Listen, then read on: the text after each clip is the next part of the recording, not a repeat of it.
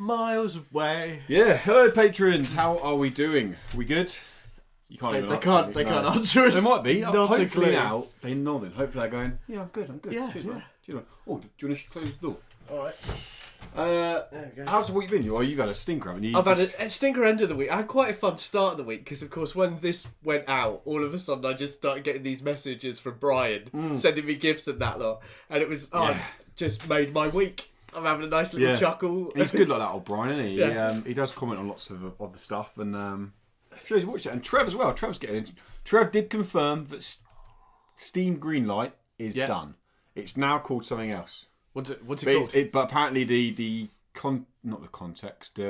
requirements to get into it aren't as easy. Yeah. I'm just generally straight open for anyone. Yeah. I can put a game up.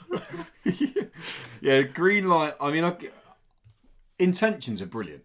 Of going, here's a platform that anyone can put a game on, and then we'll do a community vote on which games go on and get published.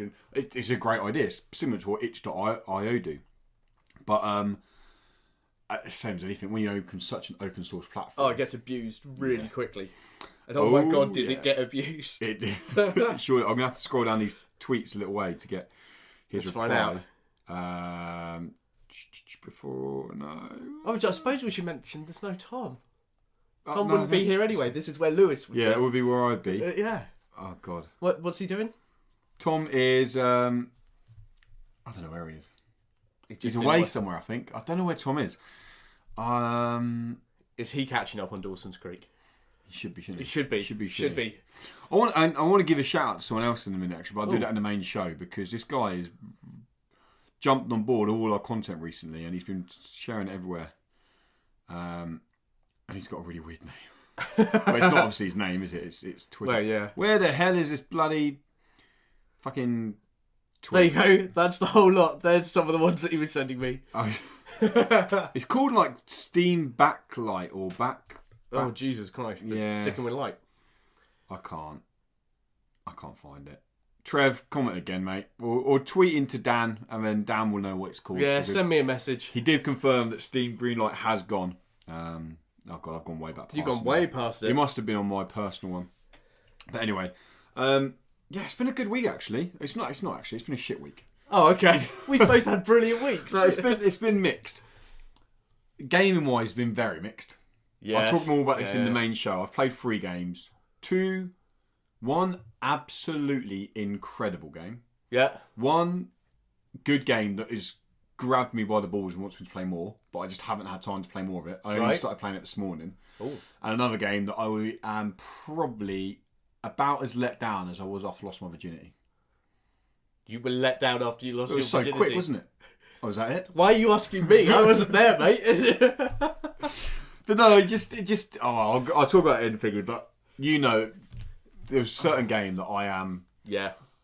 And I don't know if you're more infuriated by the game than you are by the other people who've reviewed it. No, what I'm really infuriated by, I'll tell you, it's Past Cure. What I'm really infuriated by is Past Cure is probably the first game, and I'm not calling it my baby because I've got fuck all to do with it, but it's the first game that since starting Incredible, it was probably like the second or third game I ever wrote a feature about. So since for the last 2 years, I've been covering. It's the first game. Really excited about there's other games that come out last year, but I've only been covering for so long. This is the game that when it first got announced, I've been covering. I'm getting more excited. And now I can understand how the big dogs feel when they got the AAA announcements and they're like, oh my god, and they go crazy at E3 and they play it and they're like, what the fuck were they thinking? Because that's literally like, I've never sat at my desk and been so demoralised playing for a game. I wanted to cry. Oh. And I'll talk more about it in the main show, otherwise I'll be repeating myself for patrons. But yeah, in terms of work front, it's been a fucking awful week. Teaching. Oh, you've been messed around, haven't you? Pain in the fucking arse. Yeah, I'm trying to do. I'm going a freelance route where I'm going, trying to do part-time teaching on like 3 days a week, ideally. And then I sign on with a couple of agencies, and the agencies are like, yeah, we've got loads of work for you. And they constantly go, got a call this morning, 7:20. Yeah, I've got work for you today. Sweet. Finish at 3:30. And I was like, cool. I'll just text Dan and saying, right, just come over at 5. Like, brilliant. It's in Crawley. Now, for people who don't know, Crawley, The woman on the phone went, "Oh, it's about an hour and 10-minute drive. It's what you're used to." I was like, "Yeah, on a clean run, it used to take me an hour and 10 minutes just to get to Brighton at this time in the morning." Yeah, to get to Crawley. Like, I'm not driving 2 hours to Crawley, and then Friday night traffic back from Crawley. Yeah, you can do Jesus. Like, I'm not spending 4.5 hours in my car. Didn't you give a limit on the radius you wanted to go? I said Brighton. I said up to Brighton, and so yeah, I've had a fucking. She's not watching Rebecca the cunt from fucking from teaching personnel. If she doesn't become a patron. Well, we don't have to worry about her funding us anyway. No, an idiot. But you mentioned Hayes, and I'm finally. Yeah. Today I'm actually officially on with Hayes now. Oh, excellent! It's just. That wasn't too bad. No, it was right. That was quite quick. And I've got an interview on Monday actually. All right. I don't know if I want the job or not. It doesn't pay loads, but it's just I'm quite looking forward to doing a job that isn't stressful. What job is it? So it's work, Animal, the clothes shop. Oh yeah, Just supervisor of the animal shop till September. Oh nice, yeah, that'd be easy. I'm like, the idea of coming home at night and being like, I can just go to bed. I can go to bed at 2 o'clock in the morning because I've got fuck all responsibility. Yeah. All I've got to do is turn up and smile. Yeah. Like I've not had a job like that for so long, and it's not bad pay. It's all right. And if I can do a couple of days teaching with it, it's pretty much the same as what I was earning with Stringer. But I can tell you now, teaching is not worth the fucking... No. At the moment, anyway. At the moment. But that's me banging on about teaching. We don't want to get boring on that. I will, on a sidetrack, because I won't be able to talk about this in the main show. Mm-hmm. You let me borrow Mario. Mm. And I've got to say, I am completely mixed about it. I'm the same. How far in are you? I'm not that far in, because I got obsessed with collecting moons. Yeah, so... I get hooked on that 3D platformer loop, and I was like, oh my God. It's a full-on collectathon. So I finished the main game, and without spoiling anything, like, just don't stress about moons now. And I'm not stressed about it. I love doing it. I'm saying just when you finish the game, you'll see what I mean. I don't want to explain anything, but because that's the only end game. Yes and no. Like something opens up, but I don't want to go into. But yeah, like it's Mario. My issue with it is the controls. Okay, what don't you like about the controls? I like playing everything handheld. Yeah, I'd play it handheld as well, yeah. But to do a lot of the moves, you've got to whip it around because it uses all the Joy-Con. I just didn't do any of those. You mean the one where you throw a hat and it does a circle and it does all of that? I just ignored all those. Well, that's how you get the plants to get one of the moves. I know, and you're just like, I don't want to do this. I got to the point where I was like, no. Yeah. No thanks. That is annoying. And it's annoying that there isn't any... You can't turn it off. Yeah. Because lots of the moves, you can... That they say, the motion sensor ones, you can do other ways. But that hat spin around one is one of I think the only one. Otherwise, you're whoom and it's you gone. Literally can't do it anyway. But no, it's So yeah, it's a Mario game, but I'm not. And it's got that nice addictive loop of collecting the moons and the coins. Have you seen the dice? I really like. Do you watch the Dice Awards? No, I didn't. I watched it this morning. I was just behind it being live. I woke up this morning at like 5, and it was currently streaming live. IGN had rights to stream it everywhere. Right. It's currently streaming live, but I was like, I might as well watch from the beginning. So it's like an hour and 50 minutes. It was good, actually. I mean, Zelda won Game of the Year. But what I didn't mind was the fact that was all it won. It won one other. It won design as well. So it won, which I can kind of get because it's got all the element part to it and all that. Yeah. So it won design. But that was it. Horizon won a lot. Horizon won... what did Horizon win? Story. Okay. I haven't played it, so... And it won something else. There was... it was all pretty open, really. Hellblade picked up a couple of... Snipper Clips picked up a couple. Nice. Actually really enjoyed that game. Apart from one that really did piss me off. Really, really fucked me off. Go on. And it was another fucking... Well, it happened again here with the old strategy game of the year. Fucking went to Mario. Beat... What, Kingdom... Oh, yeah. Beat XCOM and... real strategy games instead of like puzzler. Then what annoyed me even more was the fact that Racing Game of the Year, you've got Project Cars 2, which apparently is the best racing simulator game to ever release. It's the most realistic game ever. Right. Forza 7, which will hit 9s around the board. Oh god, did Mario win? Did Mario Kart win? GT Sport, which I get isn't anyone's shit. And then, wait. A re-release, or a HD, whatever you want to fucking call it, collection re-release of Mario Kart 8 that released thingy, and that one. Ages ago. And I'm like, are you kidding me? I don't even class Mario Kart as a racing game. I class it as a party game. Yeah. I don't see it as that. a racing. I get people go, oh, it's a professional esport. There are people really good at it. There are people who are good at tiddlywinks. They're still dickheads. Like, Hey, so, calm down on tiddlywinks. like this, like as soon as they said, because they've done all the nominations, the last nomination was like, and Mario. I was like, if that wins, if that beats Forza or Project Cars, I was like, fucking hell. And they went Mario. I was like, you're having a laugh. Like, is this an open to the audience voting system for it? no, it's dice. So it's similar to the video game awards. It's not quite as so big. So it's industry. It's industry voted. So the industry voted for the best racing game though, because you look to be a re-release of a karting party game. It's what we said before about you look at the big sites. They probably haven't got loads of people that play races. Oh come on, they're going to have played Project. Yeah, they have one or two. And they're going to play GTA. They have one or two, but so many more people would have played Mario Kart. Yeah, and that's why that probably gets. And I think they should, like the kind of funny people say, they should go, we're not voting. We'll leave this down to people who know what they're talking about. Oh, one shout out actually, I was good. Nier Automata won RPG of the Year. Hey. And was really awkward was no one was there. Because they're like, fuck it, we're not going. Probably, well, because they hadn't won anything yet for what's apparently a very good game. Yeah. And the guy was like, I've never had this before. No one's here for them. He's like, I'm glad they won it because it's a fucking awesome game. I'm going to go now. but no one was there for it. It was just a bit weird. But yeah, should we jump into the podcast? Yeah, should we do the show now? Let's go into a show. What's up and welcome to the Indie Credible Podcast, episode 34, I think. I think it's 34. I haven't got the notes down. It's 34, I think, yeah. Why not? I can't count that high anyway.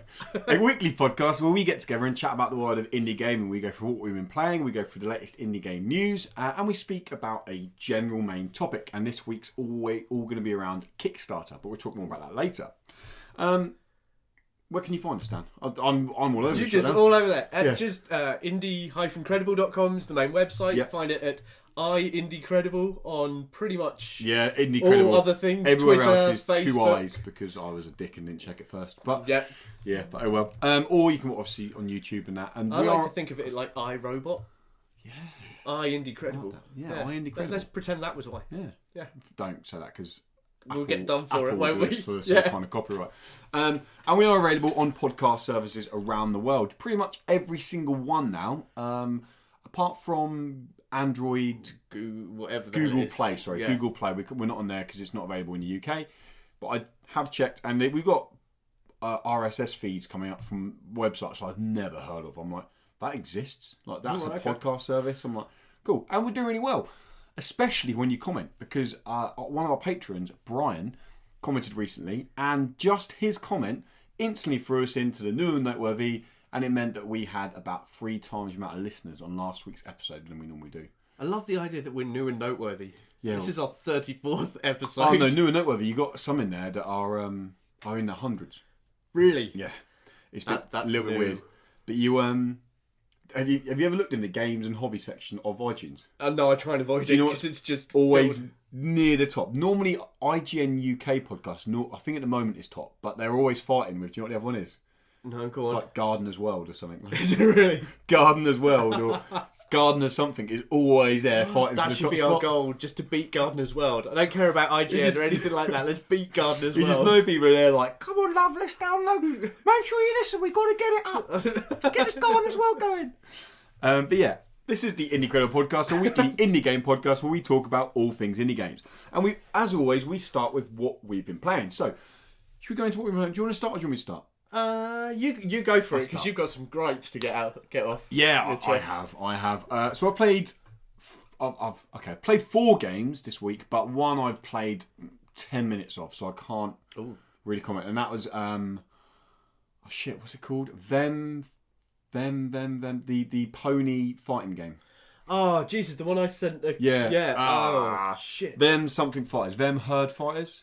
Them herding fighters or something. Yeah, something like that. It's literally My Little Pony. It's not licensed, but My Little Pony fighting game. Yeah. And I jumped in and had 2 matches on that, and it's like straight up legit a fighting game. I see. I find that hilarious because when I saw it, I thought it was just a take the mick. Look, it's My Little Pony's fighting, and then you were like, "No, this is a proper fighter." Yeah, you have the combo strands in there are more Capcom than Arc in terms of they are. But it's Arc who's doing it, isn't it? Is that right? I think so. Yeah, Arc had a hand in making it. Yeah, the anime fighters. Yeah.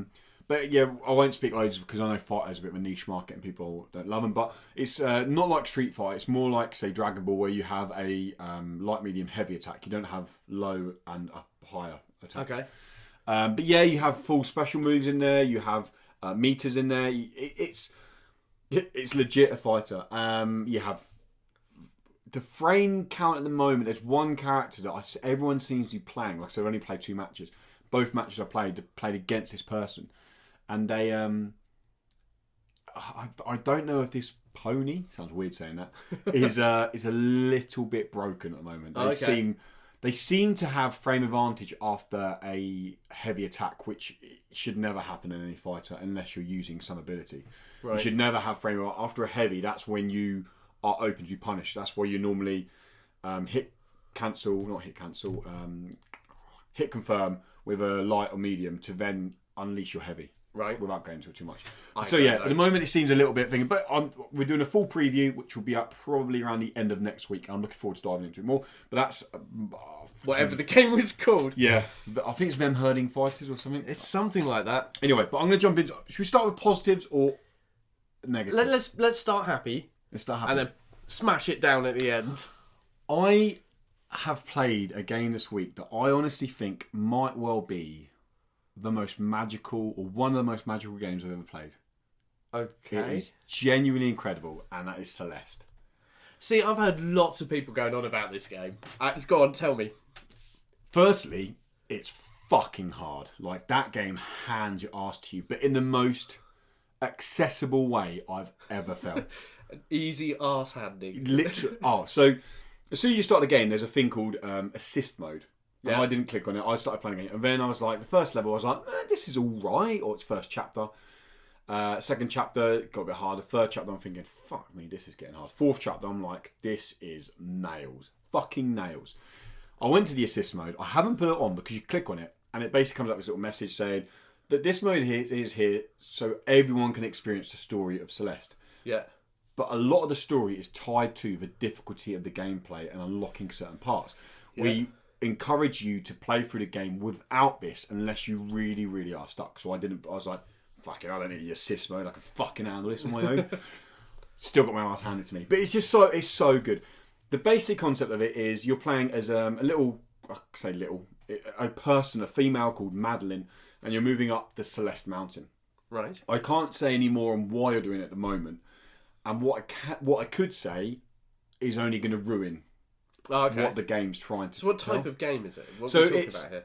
It's platform puzzler is the best way. If I was to put it into a bracket, right? In terms of you have these 2D platforms, and you literally have a jump and a dash and a climb. So you can cling onto walls, you can jump and you can dash. Okay. And it starts off, you got to jump from this platform here, you got to jump, fall down here, and climb up here and go. And it starts pretty simple.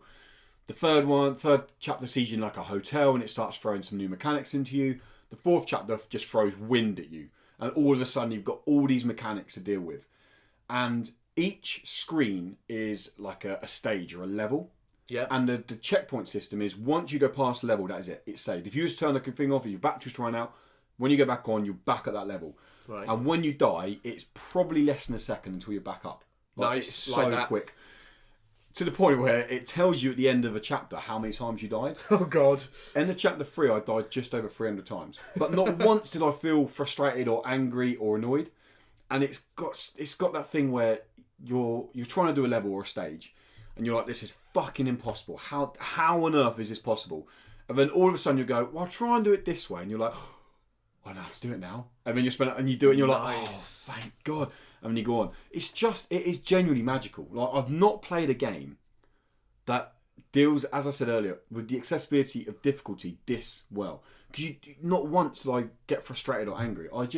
It was a pleasure playing the game. So what does the assist add to it then? So I've not played it, but from what I've read, because I went and Googled it, yeah. you can choose. You can choose, like, the biggest one you can choose is invisibility. So you can literally not die. So if you want to just get through the game, you could just get through the game. But there's other things like where you can increase your stamina. So if you'll jump and then hold onto a wall, you can't hold onto it forever. Your stamina like starts running out. And there's little things you can add to it to kind of make it. It's just... There's a lot of talk when it released late January about people like, oh my god, indie game of the year already. I know IGN gave it a 10 and like people were going crazy for it. And I didn't stay away from it. I was busy with other stuff and I was like, I will get to it and check at one point. But I couldn't, nothing about it really looked to grab me. Yeah. And then playing through it now and it's so pick up and put down play. I recommend playing it on the Switch. It's available on PS4 and Xbox and PC, but I recommend playing on the Switch because it is pick up and put down. Yeah. It's just fucking amazing. It's genuine. I can't say anything about the ending yet. The story, I really can't say anything because the gameplay is so cleverly linked to the story, but not in an explicit way, and that's all I'll say on that. Like, it's really... If it's going to go the route I'm pretty sure it's going to go, then it's done very well. And that's all I'm going to say on that. But Celeste, blown away by it. Really, really good. Coming down the pecking order, Symmetry. No, I don't know that one at all. Nope, neither did I. Right, okay. The first I saw it when I was doing the weekly release videos. And I was like, this game looks quite cool. So I emailed out, reached out for a code. They got back to me after the release, but said, yeah, here goes a code. Just play through it. Like, just talk about it whenever you can. Like, that game is really cool. Like, what is it? So it's, I'm going to say straight away, it's under a tenner, which I was instantly blown away by. It's a survival management game that is, again, fucking hard.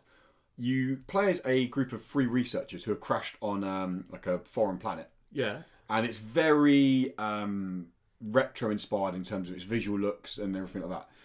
And you have the 3 main mechanics you have is you have to heat the research facility. Yeah. You have to prepare food for people and find metal and electronic scraps. The scraps are used for when stuff breaks down and you can repair it. Right. The heat is done by logs and farming for logs. And food, obviously, to keep you guys alive. And each character has 2 like life bars. And that's on hunger and on health. And basically sleeping restores health, or not sleeping, you go to this weird shower thing, but it restores health, and eating restores hunger. Yep. But it's so cleverly done that one wrong decision, sending someone to go and do something rather than something else, can completely ruin a playthrough. I've had 2 playthroughs. First playthrough was about an hour, and they all died. Right. Then I realised the second one that if someone's dying, I can kill them and then use their body for food. What? Yeah. So, because food takes ages to make, like to prepare. You're talking, like when you've got, it's hard to put into context. When you've got these bars going down and you're trying to make the food, it can take away from doing something else. So I was like, fuck, these people are going to die. So I killed someone. It gives you full stack of food, and I was like, sweet, this is brilliant. But as you go further into the game, so the first playthrough was an hour, second playthrough I done was about an hour and a half. They start realising and noticing different supernatural things happening around them. Okay. Like they start noticing things that I can only assume are associated to their past on Earth. And depending on who's alive, depends on what you see. And depending on the combination of people alive, depends on what you see. Right. I can't say more because I've not got further. Okay. But the main aim... you've started eating people, so that's nice. Yeah, but the main aim of the game is... effectively, you're trying to build up enough of these electronic parts to repair 4 main parts of your crashed spaceship. So then you can fly back home, I guess. Yeah. That is going to be so hard. Like, to get to that point is going to be so hard. Because the second time I was playing very conservative. And then I realised that I was running out of wood because the planet's only got so much wood on it. It's not endless wood. So then I was all of a sudden going to run out of... I'd have no heating. So I was like, oh shit, you've got to find the perfect place between playing cautionary and just taking risks. Yeah. I really like it. Like I said, I think if you was to finish the game, you're probably looking at about 2 to 2.5 hours playthrough. But if you can do it in one go without eating everyone. Yeah. Yeah. But I think you're probably going to have to do 3 or 4 playthroughs to kind of work out. Figure out the right... Because you can like study different areas. By studying areas at your PC, it means you're more proficient in making food. You make food quicker and things like that. But by doing that, you're taking someone away from gathering resources, which means other stuff's crashing in the station around you, and it's a stressful game. Jesus. It's like a genuine. I'm like, oh my god, they're gonna die. They're gonna die. Kill them. Food. Yes. Sweet. And the last game I played. Oh my god. Oh, why did they do this? Past Cure. If anyone has followed Indie from the beginning, I mean, I said this off screen in the pre-show. Yeah, for the Patreons. I was so invested in Past Cure because Indie started as an actual personal blog with another name about 2 years ago. And Past Cure was one of the first games I personally covered. And then every time there's been a trailer, I've written about it. Or any time there's been a dev vlog, I've watched it and I've shared it. And I'm really, really, really was looking forward to this game. Especially when they come out and said, this is a 6 to 7 hour single player narrative with no replayability. We want to give you a brilliant story to get your way through. I was literally like, oh my god, this is potential to be my game of the year. It's probably going to be one of the worst games I'm going to play this year. I don't understand half the things they've done. I just don't get it. I'm not going to go way in depth because there is a full review that I actually very carefully don't rant because I had to fight myself from ranting. But it's a 5-minute review. I scored the game 5 out of 10. The positives of the game. Go on. Your telekinetic abilities are pretty good. You can have one where you can kind of do an out-of-body experience and move to certain things around you. You can take out security cameras and you can use it to see where different guards or creature things are for the stealth sections, which is pretty good. Or you have a very much Max Payne style one where you slow everyone around you but you stay at full speed. So you can kind of, again, it can be used for stealth to sneak past people. Yeah. Or it can be used for attack if you're overcrowded and you pop it and you can pop a couple of headshots and done. They're good. And the overall presentation, not the visuals, the overall presentation of the game is quite nice. I like the letterboxing effect on it. It adds to the cinematic feel the game's trying to achieve. And as I said to you earlier, everything that's out of focus got this kind of weird artistic blur to it. And it kind of carries on well with the game. And that's really about it. Okay. That is really about it. I had to struggle not to give this game lower. And I couldn't work out. I was like... The conversations we've had during the week, because of course Lewis has been really excited by this one for ages, and then you got to play the demo. Yeah. And you thought the demo was really good, and he was like, the demo, this looks really good. Very clever of the devs. Yeah. They took the demo. So there's 2 hours in the game. Sorry, that's another strong point. The second act. Fucking amazing. Right. Genuinely amazing. And that's what the demo is. But the demo's half the second act. Oh, okay. They cleverly went, we'll take this bit, because this is good. And it is good. Right. And it feels like that is what I honestly think that the second act was the start of the game originally. Right. And I think that's the route they wanted to go to. And then somewhere along the line, they bottled going all out horror. Because the second act is so fucking terrifying. It made me feel uncomfortable. That you were all nervous and I had sweaty palms playing through it. Didn't you live stream it? Yeah, I live streamed it, and even people watching it. I think we got up to like 14 viewers on that. People watching it were like, "This looks terrifying." I was like, "This is terrifying." And when I played it again, even though I knew what I was doing, it was still terrifying. But then they decided to take you out of that fucking amazing tense environment and throw you into another fucking stupid sterile room where it's like, "Look at us, we can copy and paste every asset in the game." Brilliant. Command fucking C, Command V. Brilliant. Anyway, carry on. Well, no, it was that was pretty much what I was getting during the week. Apart from there was one point, and it was my favourite moment where you turned to me and you went, "If they don't fucking pull it out the bag in the last 2 hours, this game's not going to do any better than a 6.5." And I was like, "Okay, we're looking at a 6 from Lewis here." And then I came in, and you were like, "Yeah, it's got 5." So I was like, "Fuck, they must have screwed up at the end." It's so fragmented. Like there's parts where there'll be a cutscene, and then it will come back to you. You walk 5 yards, and it goes to another cutscene. It'll come back to you. You walk 20 yards, it goes to another cutscene. Come back to you. You might walk for about 2 minutes this time, kill a couple of guys along the way. Another cutscene. But all the fun bits are cutscenes. So you get to walk between cutscenes. Yeah, like the second act is amazing. Fucking, I'll tell you what.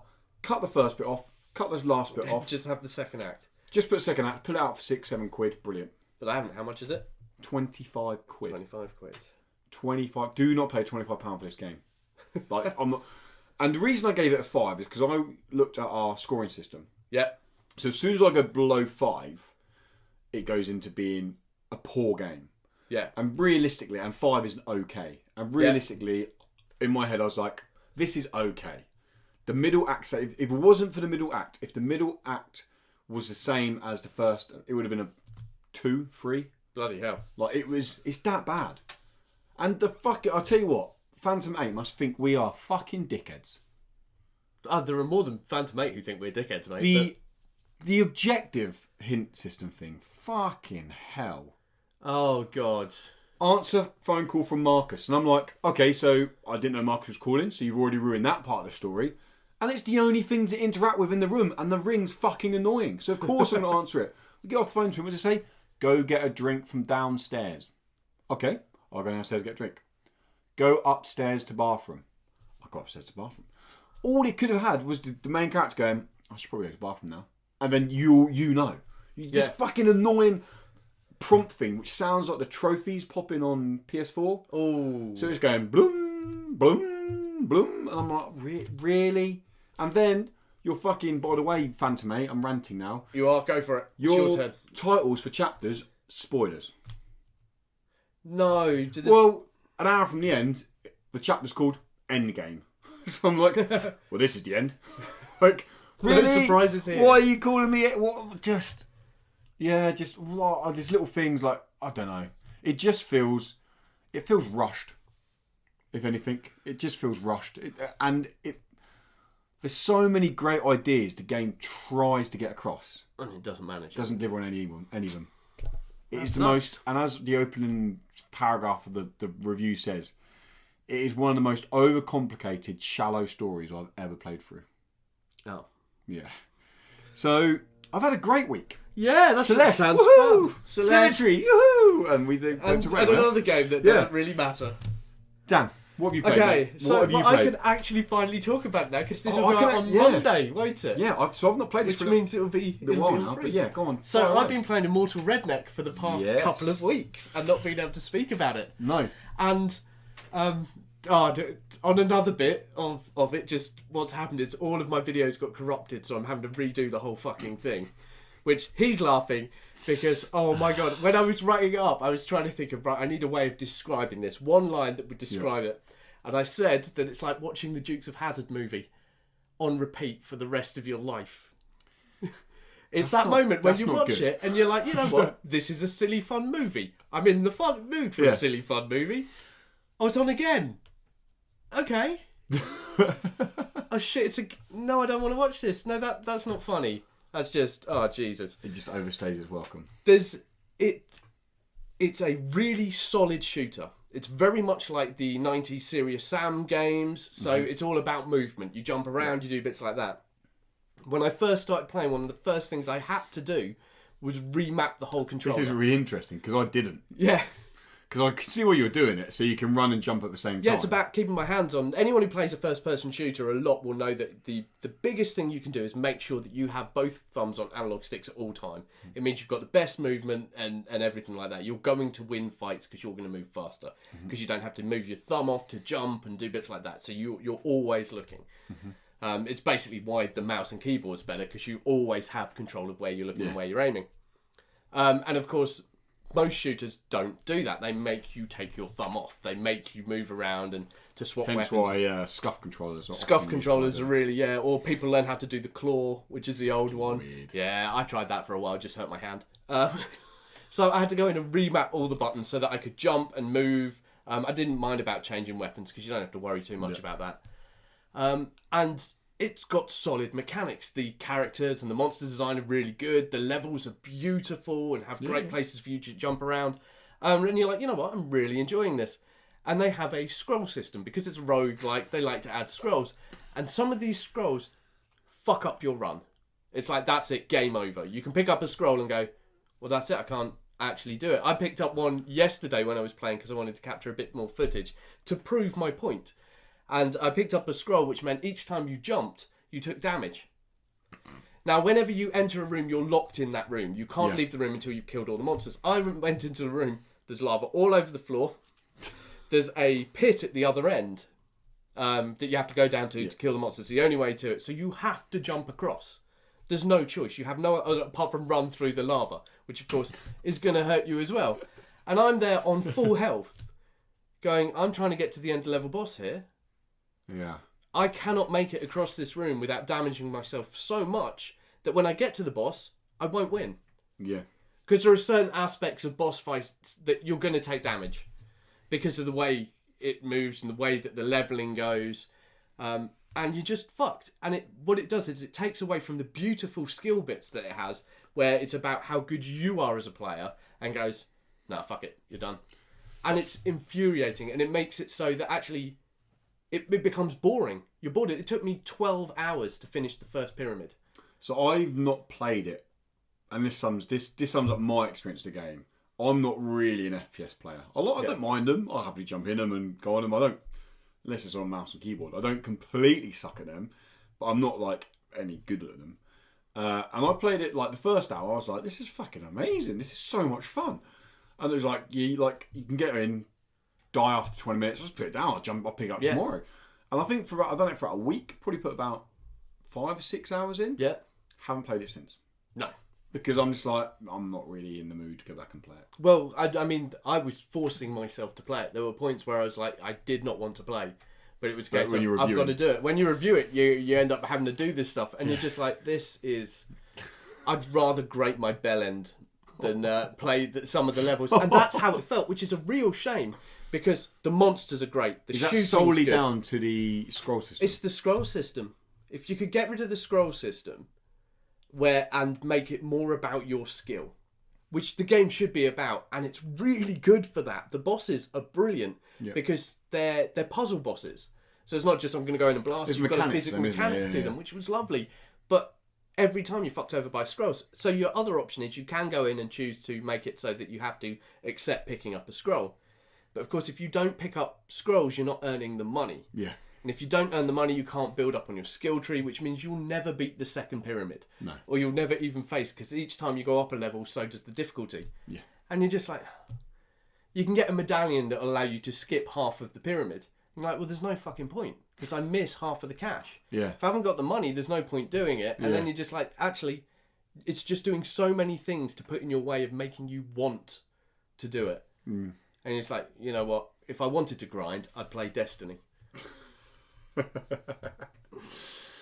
Yeah. Immortal Redneck. Yeah, I was. But my problem is I don't know how to score it.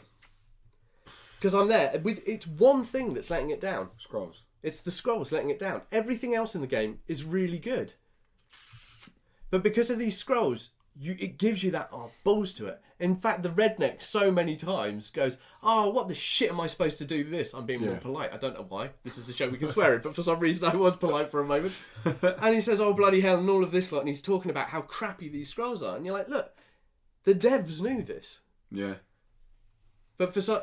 I've not got to the stage where you probably are. Like, if I was to put in an hour and a half investment into a playthrough and then find one of those scrolls, I'd be furious. And sometimes that's just one run in a pyramid, an hour and a half. I've only got to, like, say, a 40-minute playthrough. Yeah. And then found one and been like, that's annoying. But it's 40 minutes. Well, there's times where I've gone through and I've been just about to go through the lift to the very last boss, and I've picked up one that gets rid of all of my weapons and leaves me with a weapon you cannot use to defeat the boss. I mean, literally, it won't defeat the boss. And you're like, shit. And there's no guns on that level for you to pick up, because it's just got rid of them. And you're like, well, I'm fucked. Brilliant. Thanks a lot. That's an hour of my life wasted. Does feel questionable. Out comes the cheese grater. You played anything else this week, or I know you've been quite busy with getting a Mortal Redneck done. Yeah, Mortal Redneck's been my main focus because I didn't want to. I've seen lots and lots of other reviews out there. Because it's out on PC already. Because it's been out on PC for a while, and I wanted to see the differences, and there are differences. Comes to console on Tuesday. Yeah. Xbox and PS4 Tuesday. But quite a lot of people who put the reviews out there had either not finished the first pyramid or just finished the first pyramid. Okay. And I didn't want us to be in that same situation because a lot of them were saying bits that just didn't feel right. Okay. That's fair So enough. I needed to make sure I went on. So, I put in God knows how many hours, and I've completed the first two pyramids, and nice. I haven't completed the third pyramid. You haven't lost your save, have you? So you can still. No, I can still play. That's all fine. So it's just the game capture stuff that's gone. So I'm going to be spending this weekend hammering through it. with a cheese grater. Should we jump on some news? Yeah, let's do news. Jump on the news. Okay, on to some news now, and we got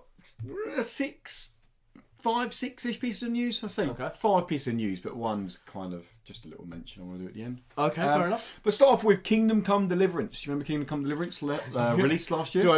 Last week. Yeah. Yep. Kingdom Come Deliverance was the second most downloaded game in the UK last week. Anyway. That's not a surprise. Well, so it beat Monster Hunter World. Yeah. It beat Grand Theft Auto 5. See, I'm still shocked that that's being downloaded as much as... Surely everyone's got that now. You think so? I think they're up to 100 million download or copies sold. I think they're around like that. That's just... It's bonkers. Yeah. Absolutely bonkers. But it didn't beat FIFA. It didn't beat FIFA. I'm pretty sure I know why. Because EA had a big sale last week. Everything's last year to you, man. God. It's so last year. EA had a big sale last week, and FIFA's obviously their biggest franchise. Yeah. And people obviously went, I'm going to jump on that. But Kingdom Come Deliverance was the second most downloaded game, which is fucking awesome. To see it up there, like I said, with the likes of... And it's not a cheap game. And it's up there competing with Monster Hunter World, with Grand Theft Auto, with Battlefront 2, and all those games.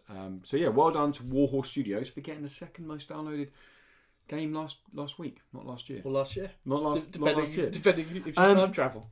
Next up, we also got the announcement this week that DC is making its way to Rocket League. Have you seen the reveal? I haven't, though, but oh my god, I want the cars. They're so cool. I don't really... So there's 2 cars coming. Yeah. There is the Dark Knight Rises Tumbler Batmobile, the new one. Because they've already got Batmobile on there, haven't they? Yep, so they got the new... This is the new one from the Christopher Nolan trilogy. Yeah. And they've got the 1989 Warner Brothers. Oh, nice. Coming in, which is awesome. The proper Batmobile. Yes, the proper Batmobile. Along with the Batmobile, or the 2 Batmobile releasing in Rocket League, you've got some cosmetic items coming from Aquaman, Flash, Superman, Wonder Woman, and I think that's about it. These are like... Aquaman? Yeah, he'll be someone molesting a dolphin. There'll probably be some trident at the back of your car or something like that. And it's coming on the 5th of March. $3.99 each. $3.99 for the whole pack. Really? Yeah. Okay, that's not bad then. $3.99 for the whole pack. I think I paid that much for my DeLorean, and I didn't care. I was like, fucking having that. Rocket League is so good for its DLC. Like they just not Psionics. That's Psionics. Oh, honestly, right now, not a clue. Brain is dead. Yeah, Psionics. I'm thinking of the people who made XCOM. But anyway, Psionics, they must have made a shit ton of money. Because obviously they went, this game's free for the first month. That's why it was so successful, really. That's on the PlayStation. Everyone was like downloading them, word of mouth. It got out everywhere. People were like, this is fucking amazing. Play this game. And it had PS4, PC crossover play. Yeah. And then they're just like, oh, here's this car. Here's this car. Here's the DeLorean. £4, please. You're like, and you know take me. the money. I don't buy stuff in games. I don't buy DLC things, but I saw the DeLorean and went, yeah, fuck it, it's yours. Yeah. But then that's the issue. Like, we won't get down the whole loot box thingy, but that's the issue. That you're buying something, you know what you're getting for that money. Yeah. It's different rather than going, buy this loot box. Randomly you've got a 1 in 10 chance to get a DeLorean, but you might get just this plain red car. Yeah, I'd have been pissed off for that. But to buy a DeLorean, no, that's it. Exactly. Do you remember Castle of Heart? We spoke about this a couple of weeks ago. That 2.5D cursed night platformer coming to Switch. It's got a release date. Hey! 23rd of March. Okay. 23rd of March, you can get your hands on Castle of Heart. It's a Nintendo Switch exclusive. They said 3D platformer. It's not a 3D platformer. What they mean is it's a 2.5D platformer with 3D backgrounds, is what they meant. I don't know why. I thought that I read this in a press release. It was like a Dark Souls platformer. It's just me making up in my head. I reread all the press releases. No, they don't say that. You just want it to be. Is that your dream? I even said on our weekly news video, that's a new video this week that actually you can go check out if you want to, just a quick rundown of news in 3 minutes. I even said on that, it's a Dark Souls platformer. It's not. I made it up. It's not. Let's make some bullshit up. Yeah. I mean, I hope it is a Dark Souls platformer. I really hope it is a fucking brutal, challenging platformer. Because I can't think of the last time there was a 2D platformer that was genuinely fucking hard. I mean, Slane. Okay, Slane. I mean, you could say... Sorry, it's only because I played that over Christmas and cried. You could say Celeste was but that's different. That's a puzzle platform. I'm talking about actual platformer. straight, yeah. Yeah, Slain is hard. Do you finish it? No, it's really fucking hard. I managed to finish it in the end, but it is hard. It is. But I enjoy it. I did enjoy it. Especially when you're sitting on a plane playing it. And then the cabin crew come up and go, "Excuse me, sir, do you mind not swearing?" And you're like, "Was I swearing?"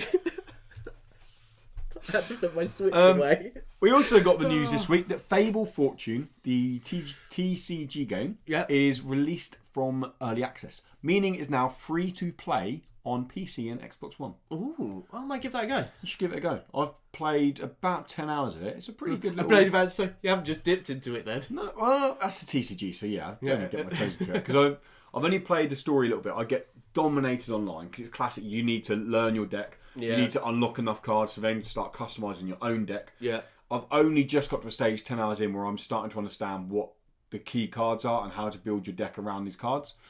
But yeah, I really like it. I don't know loads about Fable. I've played the first one. I've not played 2 or 3. I played the first and 2. I don't know loads about Fable, and I don't feel lost in it at all. Well, I'm sure there are people who know Fable will go, "Oh, that's quite a cool little quirky nod. That's a little quirky nod." Same as Hearthstone is with World of Warcraft. Yeah. But yeah, it's completely free now. Go check it out. PC or Xbox One. If you were a full early purchase the founder, that's what they call them, don't they? Right. If you brought into the early access, then you should have been given some little bonus cards as a kind of reward. They were like, "Thank you for being with us early on. Here's some bonus." I think they were the same as normal cards, but they were shiny. And if you know what I'm not with shiny. That's it, you're made. Woohoo! Another game releasing early access / Xbox game preview is Pit People. Do you know much about Pit People? Nope. Neither do I. Brilliant. Next one. Next one. I should really have known more about this, but you I put really it on don't. as your news list, and you don't know shit about it. Awesome. No, I don't. It's some kind of strategy hex-based game. It's everyone talks about it well, or talks highly of it. It's kind of like I said on Xbox Game Preview. I think it's £20, but it's as of the 5th of March. It's coming out of early access or game preview, going into full release. With the full release, the story missions get cutscenes. There are 15 new additional missions to play through and a whole new overworld map. So it's getting quite a substantial update with it. But we know nothing about it. No. Brilliant. If you know anything about Pit People, let us know in the comments below, because we'd love to know. Is it worth playing? Because we'd happily play it. We just don't know. Don't know a lot about it. Yeah, sorry. And the last one I want to mention, and this is not really, well, it is news, but it's more a mention, is, so I watched the DICE Awards this morning. Yep. It was ridiculous time o'clock in the UK, so I watched it in the morning. And for those of you who don't know, the DICE Awards are very similar to the Video Game Awards. They have Game of the Year, they have Narrative of the Year, they have RPG, Racing Game, Sports Game of the Year. It was hosted this year by, I know Greg Miller was one of the hosts.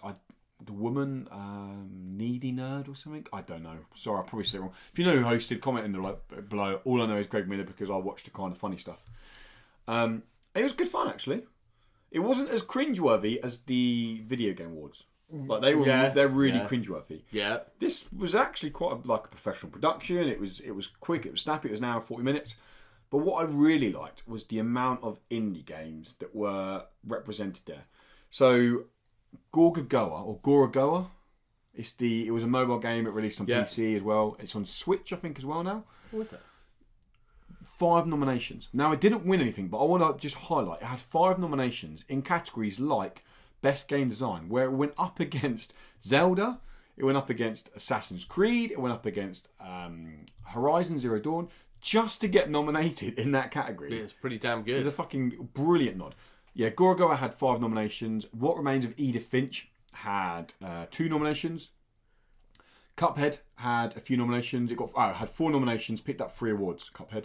Okay. It got one I don't agree with. It got nominated for Game of the Year, but it didn't win it. Good. But the 3 it did win, I completely agree with. It had artwork, yes, animations, yes, and not sound design, score. So the actual music. Yeah, the music behind it. Yeah, okay, no, I actually agree with that. So all 3, I was like, yeah, I can't complain one bit about those. But yeah, like Snipper Clips, which technically is an indie game published by Nintendo, but it's still an indie game. Snipper Clips picked up a couple of awards. It was a kind of ongoing joke. Nintendo only sent one guy there. So he's just up all the time. He was literally up on the stage all the time, and he was just people at the end. He was coming out like I think the last 4 awards were just him going like that on the stage. Oh, just walk on, walk off. But yeah, no, it was good fun. I recommend giving it a watch. And that Zelda did win Game of the Year. The nominations were Zelda, Mario, Horizon, Cuphead, and PUBG. PUBG won Action Game of the Year, which I actually agree with. Okay. Because on PC, like, the definition of action is that all-out tense action, and that's probably the best game that promotes that. And I think if you go to the core of it, it's a bloody good action game. I was a bit ashamed to see that Assassin's Creed wasn't represented. Well, it had nominations, but it didn't win. No. Still my game of the year last year. I still haven't played it. And what else? I said to you that one thing that really did piss me off, and this is a bit of a tangent because it's not an indie game thing, but I'm going to say it anyway. Racing Game of the Year. Now, we actually talked about this with the patrons beforehand. So. As you know, I'm a racing game fan. I'm not like die-hard racing game fan, but I do enjoy races. I like GT Sport. I appreciate it's probably not the best one. Thoughts is really high regarded, and Project Cars 2 is supposed to be, as I said to you, legitimately all-out driving sim. If you used to have a full racing wheel setup, it apparently is like as close to you can get of being in a bloody car. No, not good enough. Mario Kart. That party game, Mario Kart, won Racing Game of the Year. Like, are you fucking kidding me? The game that was released a few years ago. Oh, that's it. It's a fucking re-release. Like, you got teams out there that are striving so hard to make the most realistic, like the technology they're using to make these realistic racing games is insane. Even Dirt 4, which is a like hands down brilliant rally driving racer. No, Mario Kart. I'm like, and I like Mario Kart. I'm a big fan of Mario Kart. Yeah, I like Mario Kart. I still don't class it as a racing game. I play it with my daughter. It's one of the few games my wife will play with us as well. So it's a party game. Next thing they're going to have is fucking Mario, what do you call it? Parties, fucking RPG, where you take the role of Bowser. Fuck off. Anyway, rant over. Should we go on to our main topic? Let's do the main topic. Let's go on to our main topic. Our main topic this week sees us talking about, and the reason I've picked this one, I picked this because I'm selfish and I'm in charge of show notes. Sure. The reason I picked this one was because I've seen 4 videos. I'm not going to pull people out because it's completely their prerogative. Thank you. Not provocative. That means you're alluring people with your mighty boobs. Their prerogative. Their prerogative is their choice. Yeah. Got there in the end. Yep. Patrons are going to be like, he's trying. Here we go again. It's their prerogative to cover whatever they want. Like, they can do what they want. It's their channels. Of course they can. I've got nothing against them. And I see where they're coming from. So this all stemmed off the back of System Shock. System Shock, the reboot, or Redux, whatever it's called, has been put on hiatus. And it was obviously a Kickstarter game. Yep. So there's lots of videos going, Kickstarter, it steals your money. Kickstarter's a bad platform. Kickstarter's poison in the video game industry. Now, we're here not to say it's not. We're here to just talk about one. Well, let's answer 3 main questions. Let's answer firstly, is Kickstarter a good platform to start an indie game on? Right.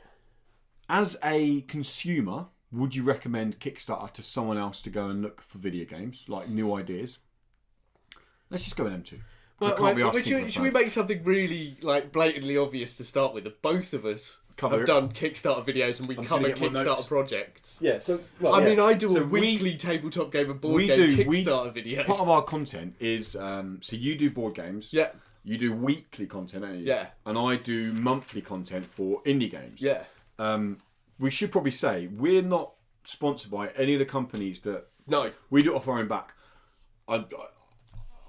I can't imagine how much work a weekly one takes. Because just to do a monthly one, you have to go through so many projects, read stretch goals, read the rewards, read what their ambitions are. If they've got a dev blog, look at the dev blog. Yeah. Because there's nothing we don't want to recommend a game to someone and then it takes someone's money. Yeah. And let's just be clear quickly. If you back a game on Kickstarter and then that project's cancelled before the end date, you don't pay any money until it's successful. If it's not successful, you don't pay money. So I just want to say that quickly. Some people I think have got the false idea. Yeah, you don't pay until they've hit their target. Yeah, if they don't hit their target, you don't. Well, I think you get a message saying you've not been charged, but if you want to donate to the project and still make a chance of it happening, you can do. If it is successful, there's still no guarantee that project is ever going to come to light. No. And that's where it stands up. But anyway. No, exactly as you're saying. What you're doing is you are taking a risk in getting something that you would really want to see happen. And that's how these projects get made. They're a risk. It's someone with an idea and a dream that they want to get out there, but these things cost a lot of money. Insane amounts of money. Insane amounts of money. So what they're basically offering you is a chance to invest in the hope that this will be made. And you have to go through a series of processes. One of the things that we do when we look at the Kickstarter ones is part of what we have to do, and we state it as well, is that you have to check the people who are making it. Yeah. Look at the previous things they've done. If they haven't done anything before, check out the comment section. Make sure they're interacting with people. Check out the frequently asked questions. Make sure they're responding quickly. The good thing is Twitter. Yeah. Because they will often have a Twitter link through the dev window. And then if they're regularly active on Twitter, it shows that they're active. They're there. They're actually doing stuff. Sometimes you go onto these Twitter pages and there's like 3 followers following no one. And there's no app. Yeah. I wouldn't recommend the game like that because they might actually just not use Twitter, but instantly to me that rings alarm bells that these guys aren't very active. It's just a false account and they're trying to do something. I'd put it if I was in their shoes, if I'm trying to get backing and funding to make this dream video game that I want to make, I would be doing everything possible to get the word out there. Well, as soon as you put it onto Kickstarter, you should spend that entire month just on social media. But we spoke and just building the bits and just going mental for it. We spoke to someone last year at EGX Resd, Yucatan developer. I can't remember his name now. Joe someone. He and we said to him about Kickstarter, and he said he wouldn't mind doing it, but the issue is, as he said, when you do Kickstarter, you sell your life to Kickstarter for that month. You have to do daily updates. You have to do and while you're trying to develop a game and run a full-time job to fund the game, he said it's almost impossible for him to do. That's why he's not gone down the Kickstarter route. But anyway, these videos were basically saying, don't trust anything on Kickstarter, don't use Kickstarter, it's a bad platform. What would you say to that? I'd kind of go 2 ways on that. Is no, don't trust anything on Kickstarter. Research it. Actually look into it, find out about it, do the work. If you find something you like, you do the legwork to find out if it's there. We'll do certain amounts to help you, so you can find bits. But if you find something else, do the work, look into it, make sure it's legit. So, no, start off with that attitude of actually I don't trust it, and then learn about it. And then if you believe in it, no, it's not a bad platform. It's a brilliant platform. It's the amount of games that we get, not only board games but indie games that we are able to play. It's just phenomenal, and the games that come out, fucking great. I've got a list here of some games that wouldn't be possible if it was of Kickstarter. Yes. And these games are games that I think everyone likes. You might not have played all of them, you might not have heard of all of them. Torment Tides of Numenera, Yooka-Laylee, Divinity 2 Original Sin, Kingdom Come Deliverance, Amplitude, if you remember that bad boy of a rhythm game, Friday the 13th Game, Hyperlight Drifter, Thimbleweed Park, Battalion 1944, Shovel Knight was a Kickstarter game, and Night in the Woods. That was just a few that I picked up. There were so many that I could have... Yeah, these are just the big hitters. These are the ones that everyone's heard of, and it's all thanks to Kickstarter.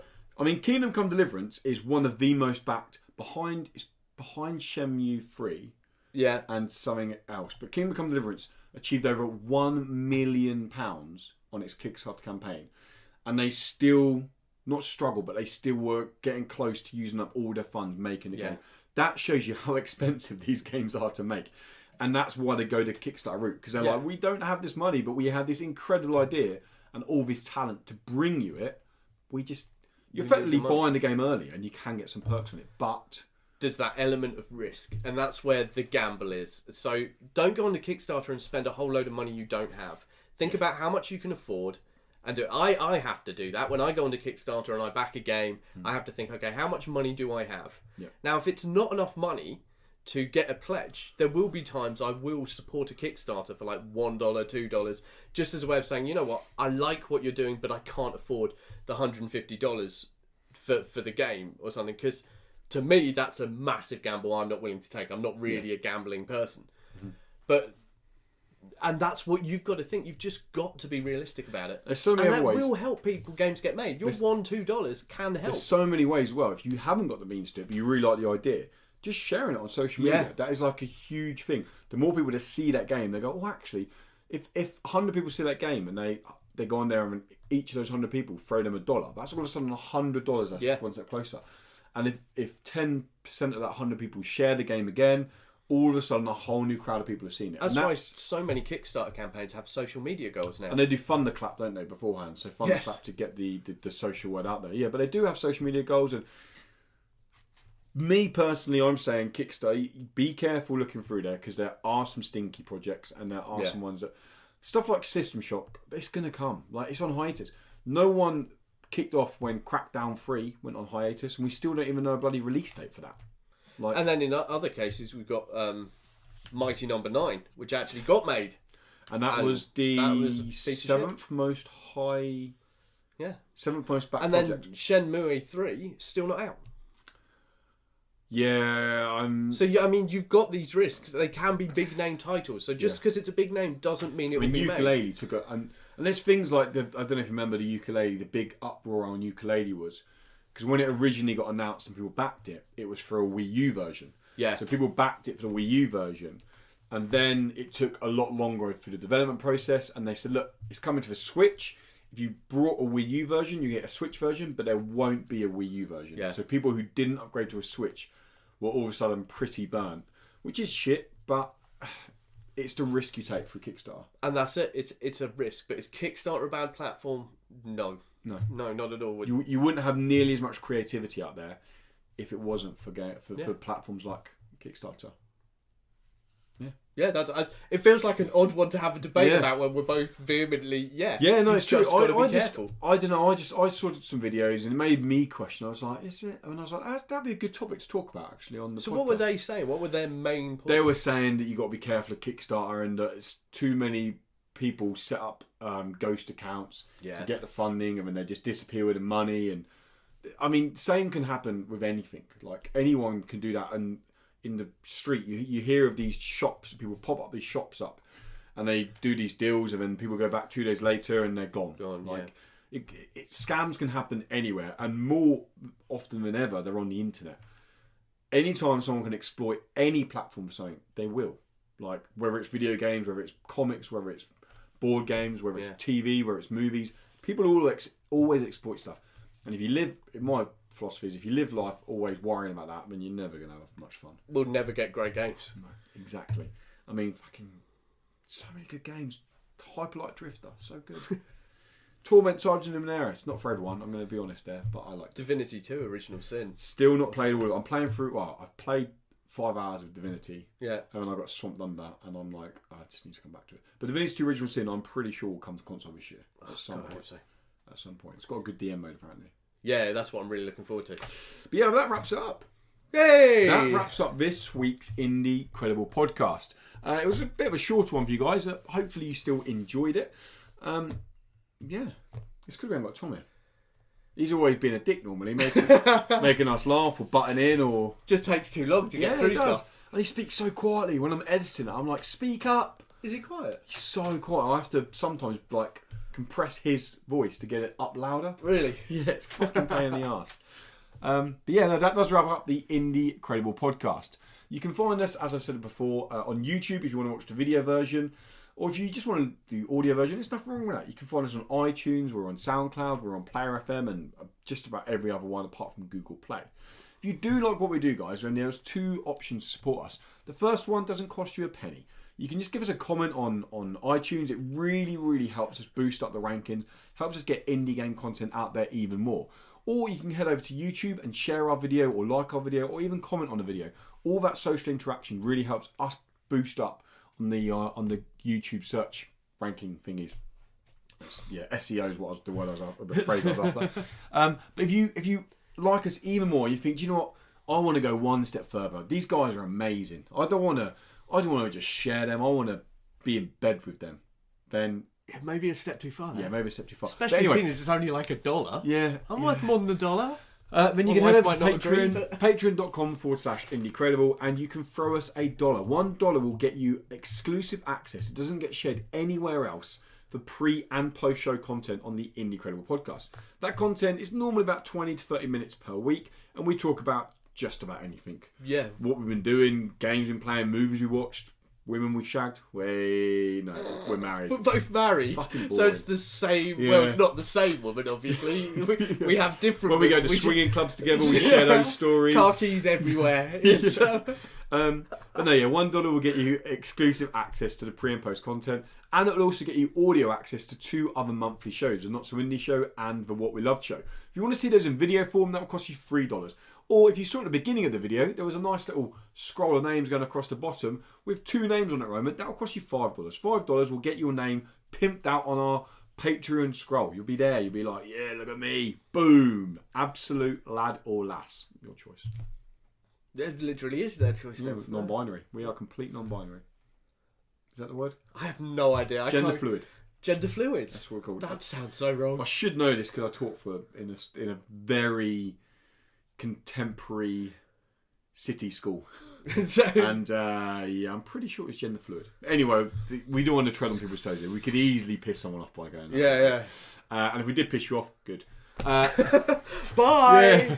And until next week, guys, thank you so much for watching. Patreon, stick around as you are going to get some exclusive post-show content. The rest of you, we'll see you next week. I'm sure it'll be amazing. Thank you very much. Bye. Patreons, welcome back. If you're still here, we could just be talking to a camera again. But we are talking to a camera. We are talking to a camera. Because they're not even listening now. Yeah. It's going to be in the future. They'll hear this. It's true. Before we got former time travel. We are time travel. I know, it's fucking amazing, isn't it? Yeah, it is. We're sitting in Friday, but we're talking in Monday.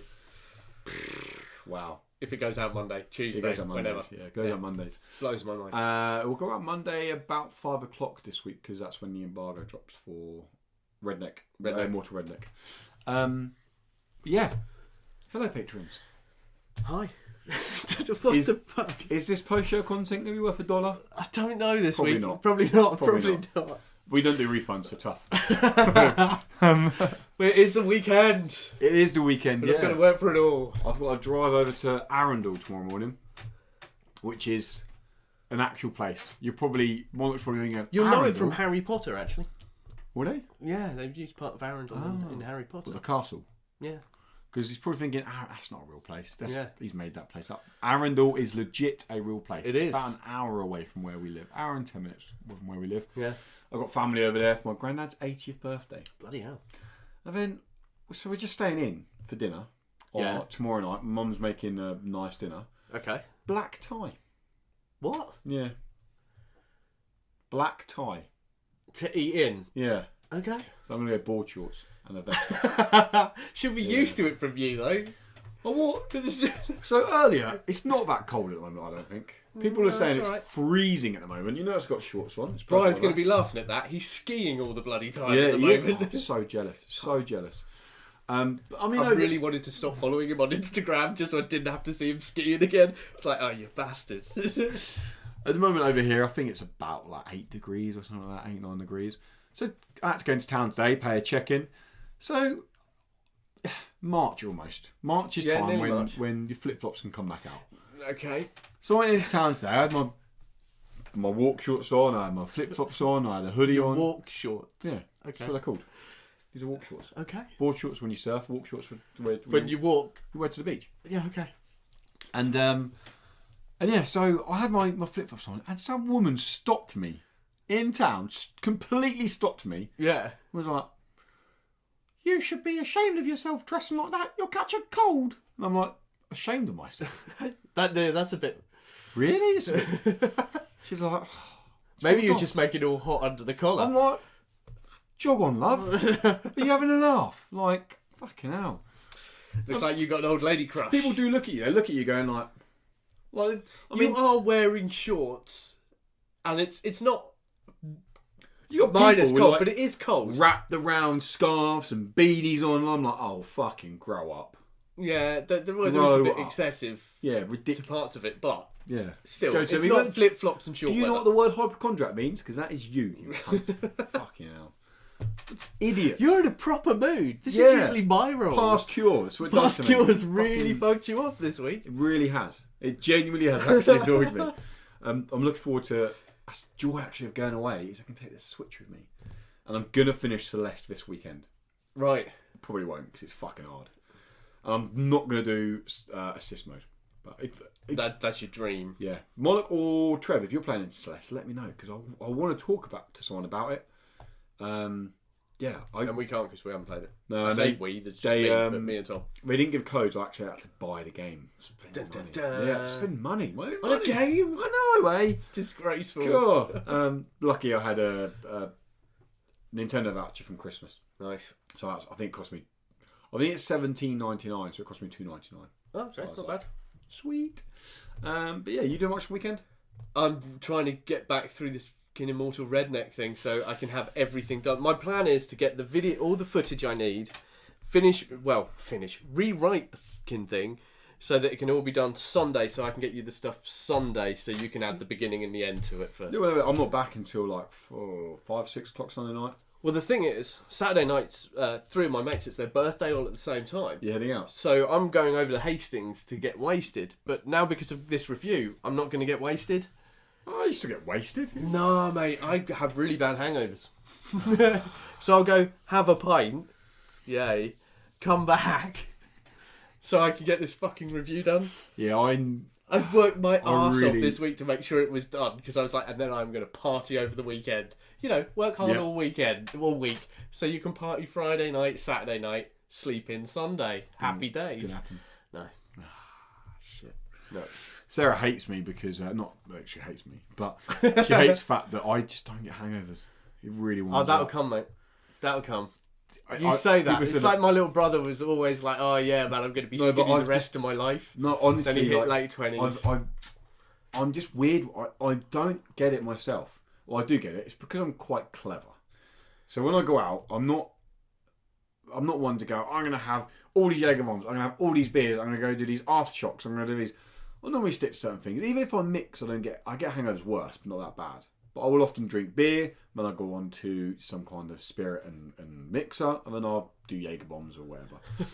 But Sarah, it really pisses Sarah off, and really pisses Sarah's sister off when we go out. Well, that's because they both get absolutely hammered, get 3 hours sleep, and I'm like, right, let's play some games. And they're like, oh, you feel it so good. If there's any worse sight in the morning, it's Sarah hungover.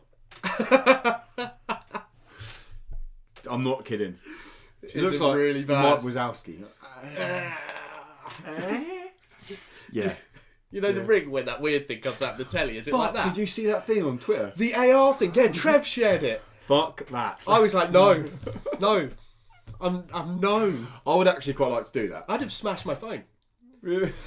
Smash on the floor, run! Because my brain would have stopped. I'd actually quite like to do that, because I'm one of those weird people. So when it got to the only good, scary part of the Dark Cure, or Past Cure, it was a case of let's turn the lights off, let's turn the headphones on, let's turn them up, and let's get involved. You've got these voices in your head going, let me out. Yeah. And you're like, oh, this is getting the old hairs on the arms standing up, similar to Alien Isolation when I was playing it in the dark on my own. And the only issue I had there was I didn't turn the sound detection off, so every time I made a noise, the fucking alien heard me. But eventually I realised, I was like, why are they hearing me? I'm being so quiet. But I then remembered that it was me. So I'm going, it's going, alien there. Oh, fuck's sake. But no, I'm one of those weird people who, if I watch a horror film, It Follows. Have you seen It Follows? No. Tom, that's his name. I was like, he's away for 1 week. Tom kept banging on. It Follows is amazing, because I was moaning at him on the way home once. I'm going to do your impression of him again. It was amazing. He was banging on once about. I was banging on about like modern day horror films are shite. Yeah. Well, not all of them, but most of them are shite. The only good ones I've seen were Green Room was really good. Get Out was really good, and Don't Breathe. It's more of a thriller, but still is pretty good. And he's going, no, It Follows is really good. It Follows, it was amazing, is what he kept saying. So I was like, oh, fucking give it a go. So I downstairs, I put the surround sound headphones on, turned lights off, watched it, fucking yawn. Right. I was like, that is, if anyone finds that scary, the fuck. Was it one of these horror movies that just went gore? No. Oh, okay. No, it tried to be clever, and it was a better example of modern day horror. It wasn't scary. He was like, oh, it's terrifying. It's all about sex, basically. If this thing follows you, you don't really know what it is. And then if you have sex with someone, you pass it on to them. And then they have to have sex with someone else, and they pass it on to them. It's STD the movie. Basically, yeah. Right. Okay. Brilliant. And it always moves. That's the thing of it. It always moves. All you have to do is you have to keep moving. If it catches you up, you're fucked. And then if it kills you, it goes back to the previous person who slept with you to give you it. Okay. So this is a movie about legging it and fucking someone. Well, it only ever walks. It will never run. So you can kind of walk away from it at a fast pace if you want. And if you get in a car? Then eventually, so there's a scene where they get in a car and they drive away for what seems like fucking ages. And then funny enough, the next day it turns up because it just keeps walking. It just... Okay. The idea's all right behind it, and there's...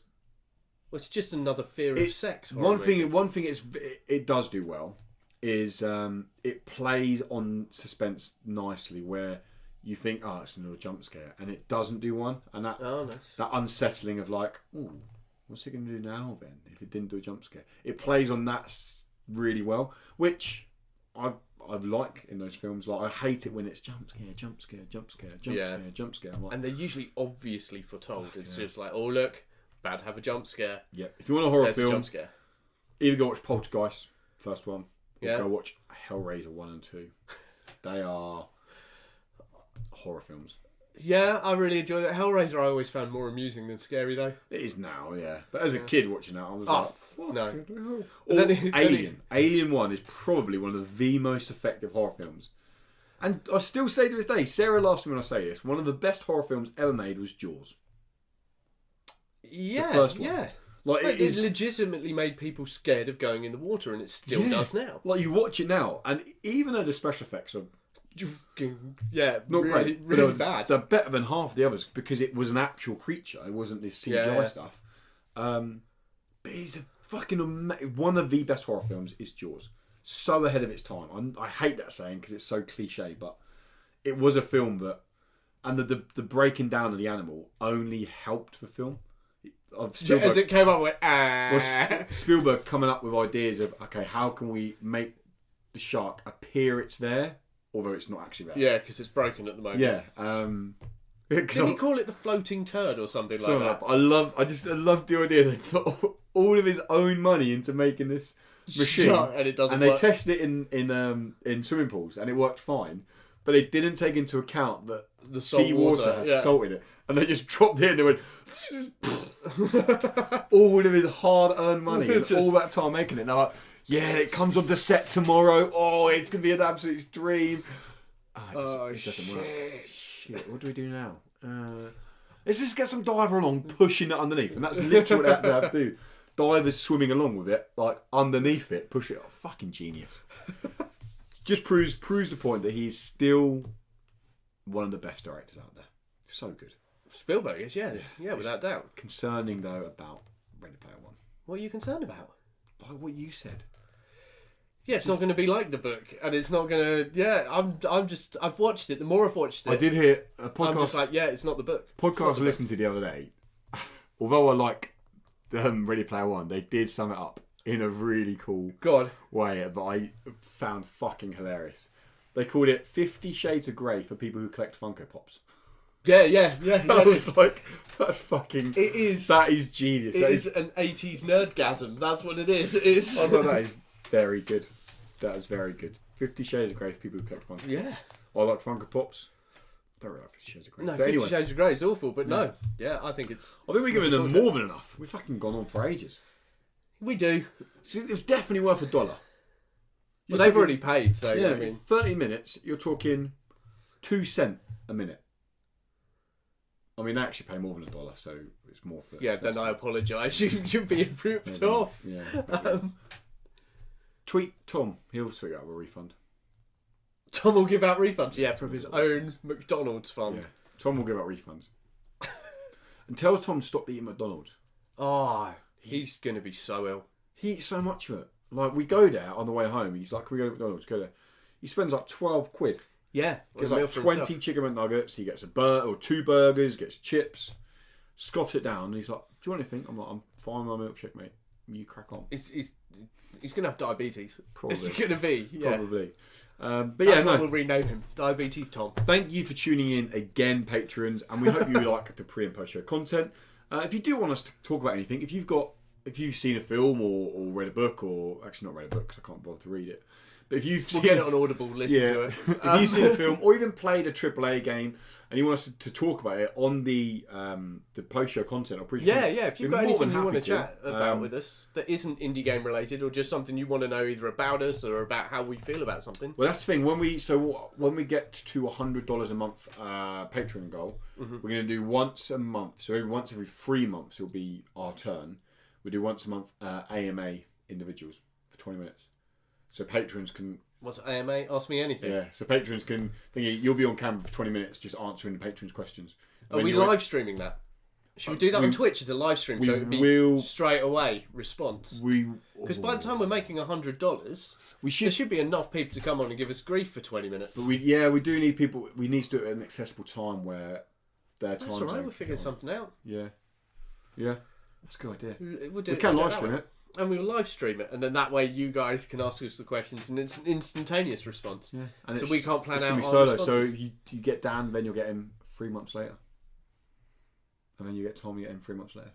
So it's your AMA, and then everyone else gets. The next month will be my AMA, and the next month will be Tom's AMA. Oh, so you can build up questions for the okay, yeah. So that's the idea of it. Anyway, that is it. We're going to go now because it's an early finish for us, actually. Well, I've got to go and write reviews. You have, and my wife will be home in 3 hours. 3 hours late tonight. Why is she late? She's doing the horses. She does horses. What can I do 3 hours? What can you do for 3 hours? There's plenty of lube. Do I get some time in on Dragon Ball? Right. Or do I play Monster Hunter World? Or do I play another playthrough of Symmetry? I could actually pack my bag for tomorrow. That'd be more sensible. No, fuck that noise. Yeah. Let's play a computer game. Yeah. Anyway, until next time, guys. Adios, bitches. Ending with bitches. Love it.